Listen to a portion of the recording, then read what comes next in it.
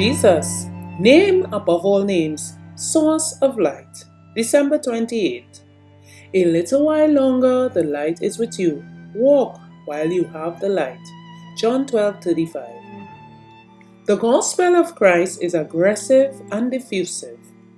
In the day of God, not one will be excused for being shut up to his own selfish interests. There is work for every mind and for every hand, work adapted to different minds and varied capabilities.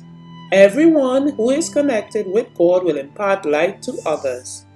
If there are any who have no light to give, it is because they have no connection with the source of light.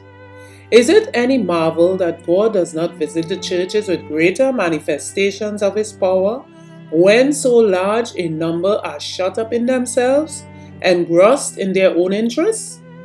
It is thus that their piety becomes weakened and they grow bigoted and self-caring. But by working for others, they would keep their souls alive. If they would become co-laborers with Jesus, we should see the light in our churches steadily burning brighter and brighter, sending forth its rays to penetrate the darkness beyond our own border. Or, if the church would arise and put on her beautiful garments, the righteousness of Christ, what a change would be realized in her influence and in her spiritual condition. The jealousy and fault-finding, the heart-burnings, the envy and dissensions, the strife for supremacy would cease.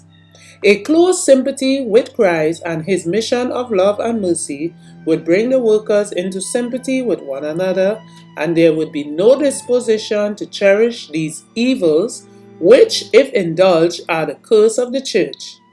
In giving attention to the work of saving souls, they would be stimulated themselves to greater piety and purity. There would be a unity of purpose, and the salvation of precious souls would be felt to be of such great importance that all little differences would be completely swallowed up. The Lord holds the church responsible for the souls whom they might save. If His people were to see themselves as God sees them, they could not endure to look their responsibilities and delinquencies in the face. Self-reproach would overwhelm them. If you claim to be the children of God, you are your brother's keeper. God has entrusted to you sacred truths. Christ abiding in the individual members of the church is a well of water, springing up into everlasting life. You are guilty before God if you do not make every effort possible to dispense the living water to others. The Review and Herald, October 12, 1886. Further reflection. What blessing from God does my church desperately need? From Jesus, name above all names, page 380.